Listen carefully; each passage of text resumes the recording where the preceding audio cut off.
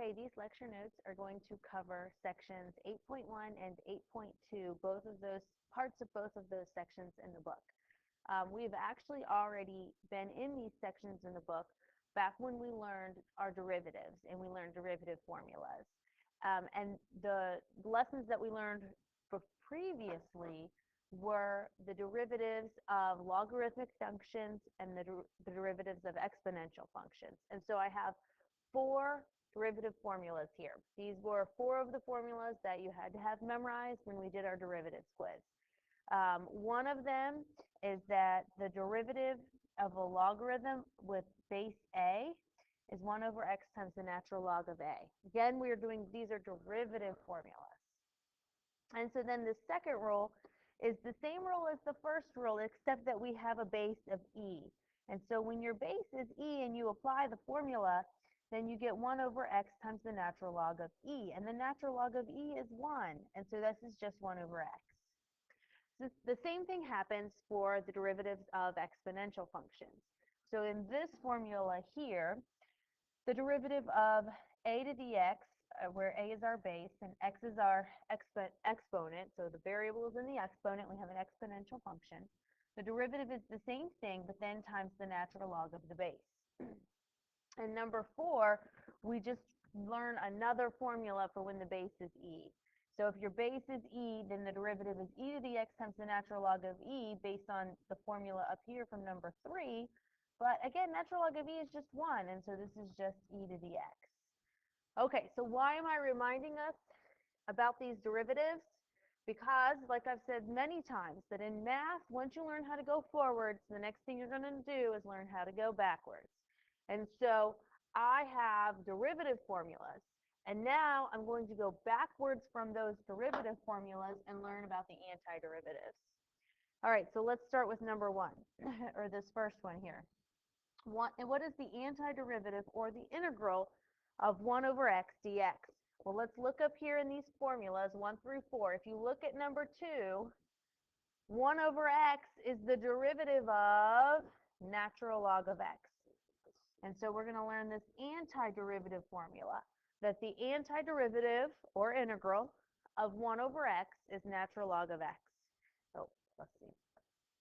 Okay, now let's look at this next one here, a to the x. Now this one is going to be a little bit tricky. So if I look in my derivative formulas, I have an a to the x in this one, but it's multiplied to natural log of a. Okay. So if I didn't have this natural log of a there, then the antiderivative of a to the x would be a to the x. But I do have that natural log of a there. So my antiderivative is a to the x, but I'm going to divide by the natural log of a, because then I don't have it there. Because if I multiplied both sides by 1 over natural log of a, then I wouldn't have this natural log of a. And so the antiderivative of a to the x is 1 over natural log of a times a to the x. And you can just memorize that as a formula if you'd like. But it's the same thing with, well, we're going to learn the trig ones next time. But if there's a negative, then you keep the negative. All right, finally, what's the antiderivative of e to the x? This one's easy again. Look at this.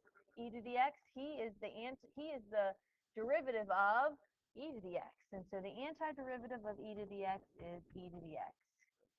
All right, so these are 3 new antiderivative formulas that we're going to use. And so the rest of the time, I will just be doing example problems in which we will do antiderivatives, and we will be using these 3 formulas. Okay, number 1, negative 1 to 3, 3 to the x dx. Okay, so if you look at that formula, then the antiderivative of a to the x is 1 over the natural log of a times a to the x plus c. Now, in this case, I'm not going to do the plus c. So the antiderivative of 3 to the x is going to be 1 over natural log of 3 times 3 to the x. And now I have a definite integral, so I'm going to do my balance of negative 1 to 3. So this is 1 over natural log of 3 to the 3 minus 1 over natural log of 3 times 3 to the negative 1. Okay, so this is 27 over natural log of 3 minus 1 over 3 natural log of 3. Because 3 to the negative 1 is 1/3. Then 1/3 is a 1 on the top and a 3 on the bottom. And I'm just going to leave the answer like this. All right, number 2. Let's make this one bigger also. Now in number 2, here I have an e to the 3 minus x. I'm going to go ahead and do a u substitution on that. And I'm going to let u be the exponent of e. We did a worksheet last week a little bit early in which we did some antiderivatives involving e. And I mentioned then, I'm going to say it again now, that the exponent of e is always going to be u for u sub. It's a no-brainer. All right, so u is 3 minus x. The derivative of u then is negative 1. This means that du equals negative dx, or dx equals negative du. Then this means I have the integral of e to the u times negative du. I'm going to put that negative in the front. Now, what's the antiderivative of e to the u? It is just e to the u. And so I've done the antiderivative at this point.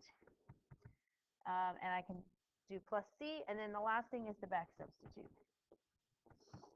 And we're all done. Okay, let's do the third one. Actually, I think I'm going to leave the third one for you. I will mention that, look, again, this is a quotient, so this is difficult. See this exponent of e? That's what I want you to make u, and I want you to do a u substitution. So go ahead and pause that and come back to and work that out, and then come back and see what the answer is. All right, so if you did that right, this should be your answer for that. But I'm going to check your work, so I need to see that you did that correctly. All right, moving on, I have 3 more questions here. These ones are going to involve the natural log of x. So if you look at number 4 here, now this 7 is just a constant. So he can come outside of the integral. So I have 7 times the antiderivative of 1 over x dx. The answer to the antiderivative of 1 over x is natural log of x. I know that last week we were very good. We worried about calling 1 over x, x to the negative 1, and then we wanted to use the power rule. And we said, oh, that would be x to the 0, so isn't this just 1? But you also are supposed to divide by that exponent. And you know you can't divide by 0. So the power rule does not work. The only case that the power rule does not work is when you have 1 over x. And it doesn't matter. You don't need it to work because 1 over x is the derivative of natural log of x. So therefore, the antiderivative of 1 over x is natural log of x. All right, let's do number 5. On number 5, I have a big rational expression. But if you look closely at that, the bottom is a quadratic and the top is linear. And I know that the derivative of x squared is x. And so I'm going to try and hope that the bottom can be u. I'm going to find du dx. That will be 6x minus 4. Very close to the top. It's actually the same except for a multiple. Look what happens if I take out a negative 2. I would get negative 3x plus 2, which is the top. So I'm going to keep it that way. So this is telling me I'm doing the right thing. Let's solve this for dx. And, all right, so if you remember from our u subs, step 1 was to choose u. Step 2 was to differentiate. Step 3 was to rewrite and solve for dx. Step 4 and 5 are to rewrite your integral and simplify. So when I rewrite the integral, the part I made u, I replaced with u. And then the dx, which I solved for, I put in there as well. So this is du over negative 2, 3x plus 2. And then this had a 3x plus 2 here, or negative 3x plus 2 there. I'm just going to recopy that. Okay, notice my negative 3x plus 2's cancel, and I have left a negative 2 on the bottom. So that's like a negative 1/2 constant multiple, and I'm just going to bring that to the front. And then I have the antiderivative of 1 over u, which is natural log of u. And then throw in the plus c because I don't think this had bounds. No. Okay, so let's talk about this next one. If you look at the next one, this one's a little trickier because the top is bigger than the bottom. What number is this? 6? Let's look at this. The top is bigger than the bottom. When this happens, a u sub is not going to work. You really don't want to make u the top ever. You only want to make u equal to the bottom, because then things won't cancel with you when you solve for dx. I'm going to do something tricky here. I'm going to do some long division, and I'm going to write this as a proper fraction. So I'm going to write this rational expression properly. So that means I need to do long division. Yay, long division. All right, so the way long division works is we're going to take the denominator and we're going to divide that into the numerator. It's a good thing to do here because my numerator is larger than my denominator.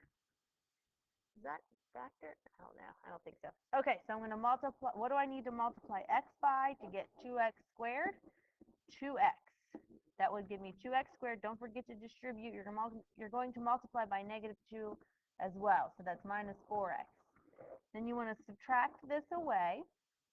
So those canceled. And I have 7x plus 4x. That's 11x. Plus I have this minus 3. Okay, so x minus 2 will go into 11x minus 3. I just need to multiply by 11. I get 11x minus 22. I want to subtract that. And so I get a remainder of 19. 19. So what I've done here is I've taken this big old rational fraction and I'm rewriting it. I'm saying that this fraction is the same as 2x plus 11, except it didn't go evenly. I had a remainder of 19. So plus 19 over x minus 2. And believe it or not, this right here is a better expression to integrate than the original fraction. It's easier to do. So we're just going to replace that. So instead of doing the integral of 2x squared plus 7x minus 3 over x minus 2, I'm going to do the integral of 2x plus 11 plus 19 over x minus 2 dx. Now let me pull that somewhere where I have some more space. Okay, so now we have just rewritten our problem. That's all. Let's actually do the antiderivative. So the first two terms are really easy to differentiate. That's just x squared plus 11x. Let's talk about this third term. I'm going to do that on the side. What is the antiderivative of 19 over x minus 2? Well, this is going to have a natural log in it. You're going to let u be the denominator, find the derivative. So du is just equal to dx. So this is the integral of 19 over u du. Now remember, that 19 here is just a constant multiple, so he can come out. And the antiderivative of 1 over u is natural log of u. And then when we back substitute, that'll be natural log of x minus 2. A lot of people at some point soon, hopefully, are going to see this integral of 19 over x minus 2, and they're going to sort of skip the u substitution, and they're going to know that the antiderivative will be 19 times the natural log of x minus 2. You might not be there yet. And this only happens because of this. When you do du dx, it's not complicated. It's just 1. And so they just do the u substitution in their heads, essentially. But I'm not going to assume we can do that yet. And so this answer was 19 natural log of x minus 2. And this does not have bounds, so we'll throw in the plus c. So that's our answer to number 6. Okay, I have 2 more. 7 and 8. I know, we're so excited. All right, let's look at 7 and 8. Okay, so on number 7, I think I want to let u be x to the 2/3. Not the one in parentheses, which is, I know, strange. No, I want it to be the one in parentheses. You have to think about what the derivative is going to be. So if u is x to the 1/3 plus 2, what is the derivative of that going to be? I was bad at minusing 1 in my head there. So the derivative of x to the 1/3 is 1/3 x to the negative 2/3. So that's better because that's actually in the problem. Okay, so this is 1 over 3x to the 2/3 if I make that exponent positive. And now I'm simply going to cross multiply. So 3x to the 2/3 du is dx. Now let's rewrite our integral. I had just a 1 on top, or 3 on top, x to the 2/3 on the bottom. And then this in parentheses is what I made u. And in place of dx, I'm going to replace that with what I solved for.